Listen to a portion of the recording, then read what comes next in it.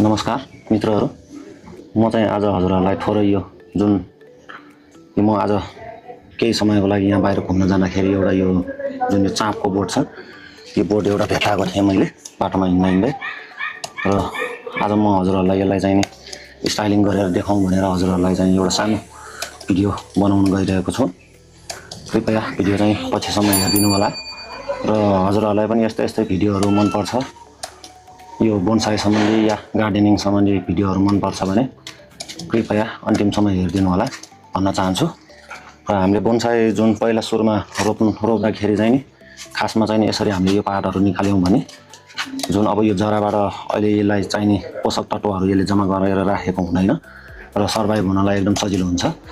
किनभने यो अहिले अब हामीले नयाँ प्लान्टमा राख्दाखेरि चाहिँ यो जुन यो बिरुवा छ, बिरुवाको लागि पोषक तत्त्वहरू चाहिँ पर्याप्त हुँदैन र त्यसैको लागि चाहिँ हामीले यो पात चाहिँ फाल्नु पर्ने हुन्छ।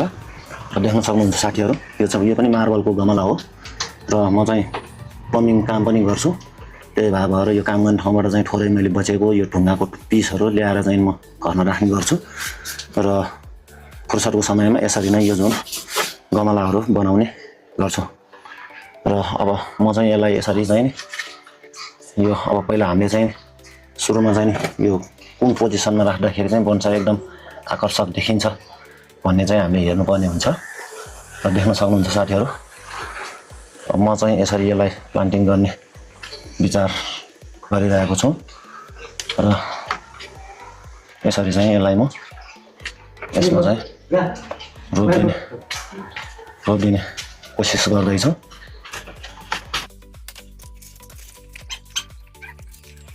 र देख्न सक्नुहुन्छ साथीहरू, हामीले सोचे जस्तो चाहिँ सजिलो चाहिँ नहुन पनि सक्छ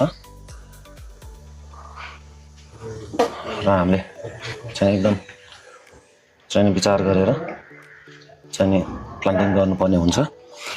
र मसँग यो थोरै केही टेपहरू पनि छन् र यो टेपले चाहिँ म केही महिना या केही दिनको लागि चाहिँ म यो टेपले यसलाई चाहिँ फिक्स गरिदिन गइरहेको छु।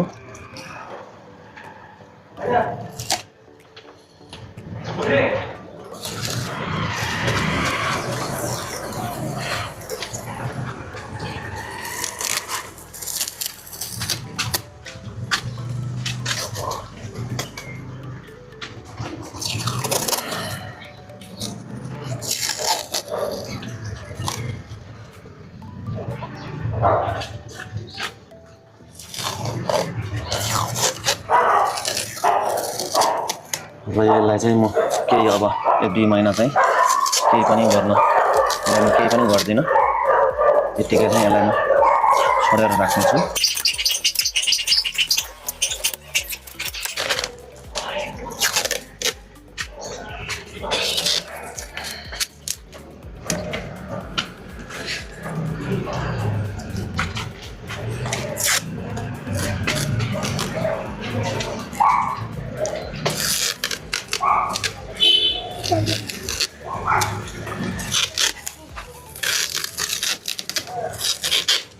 र यसलाई चाहिँ म केही महिनापछि मात्र यसलाई निकाल्नेछु र केही महिना चाहिँ अब यतिकै भए पनि यो खासै केही फरक पर्दैन।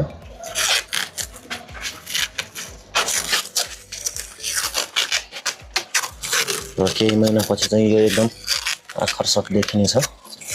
मैले चाहिँ यस्तो खालको चाहिँ बोनसाई चाहिँ मैले पहिले पनि बनाइसकेको छु।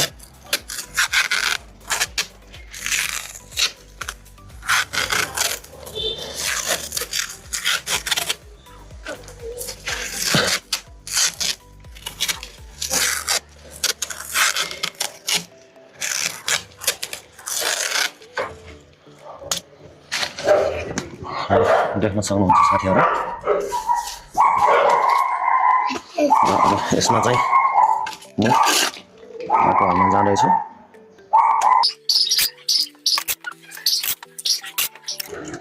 बोनसाई बनाउँदाखेरि चाहिँ माटो चाहिँ एकदम तपाईँ मैले बेलामा हजुरहरूले भिडियो हेर्नु सक्नुहुन्छ, मैले भन्ने गरेको छु माटो चाहिँ एकदम वेल ड्रेन, पानी चाहिँ एक थोपा पनि नअड्किने खालको हुनुपर्छ भनेर र देख्न सक्नुहुन्छ साथीहरू कुनै पनि यो जुन बीचको ग्यापहरुमा छ है पानीको जुन यो हावाको ग्याप नरहने गरेर गर्नुपर्ने हुन्छ।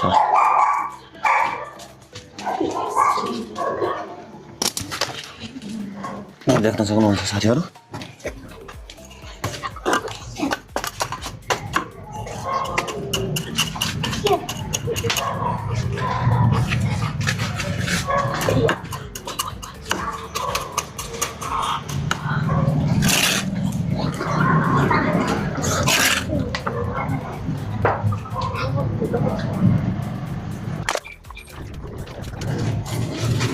देख्न सक्नुहुन्छ साथीहरू यसरी चाहिँ यो जुन हामीले रोपेको यो ढुङ्गाको मुनि छ त्यसमा पनि एकदम माटो चाहिँ टाइट हुने गरेर हाल्नुपर्ने हुन्छ। यो चाहिँ अब हामीले एकचोटि प्लान्टिङ गरिसकेपछि चाहिँ अब यसलाई 1-2 महिनाको लागि या 1-2 वर्षको लागि 1-2 महिनादेखि 1-2 वर्षसम्म तपाईको अब इच्छा अनुसारको हुन्छ।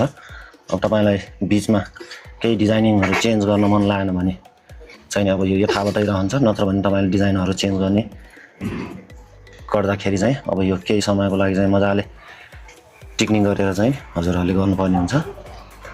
र अब देखिहाल्नु भयो साथीहरु हजुरहरुले अब केही महिनापछि चाहिँ म यसलाई यसलाई चाहिँ यो यस्तो गरेर वायरिङ गरेर चाहिँ यस्तो नयाँ खालको डिजाइन या यस्तो खालको डिजाइन दिनेछु र देख्न सक्नुहुन्छ साथीहरु। अब अहिलेलाई चाहिँ म यो यतिकै नै अब जुन यो मजाले काम पारिलो काम नलाग्ने ठाउँमा नर्मल खालको काम लाग्ने ठाउँमा चाहिँ यसलाई म राखिदिनेछु र केही महिनापछि चाहिँ नि अब यसमा नयाँ पालुवाहरू आउँछ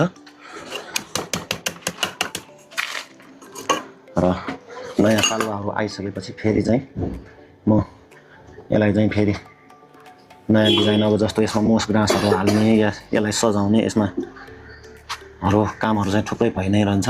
यो चाहिँ नि अब यो बोनसाई कला भनेको चाहिँ तपाईको कहिले पनि नसिदिने खालको एउटा कला भन्ठान्नु भयो नि हुन्छ। यसको काम चाहिँ यो खासमा अब कहिले पनि सिदिनु हैन, हामीले चाहिँ यसलाई टाइम दिइराख्नु पर्ने हुन्छ। देख्न सक्नुहुन्छ साथीहरु अब फाइनल चाहिँ यति नै हो। हजुरहरुले अन्तिमसम्म हेरिदिनु भयो त्यसको लागि चाहिँ धेरै धेरै धन्यवाद। र हजुरहरुलाई यस्तै गार्डनिङ या बोनसाई सम्बन्धी भिडियोहरु मन पर्छ भने चाहिँ यो च्यानललाई सब्स्क्राइब पनि गरेर राख्न सक्नुहुन्छ। हस् त यति भन्दै चाहिँ हामी छुटिन्छौं। बाइ।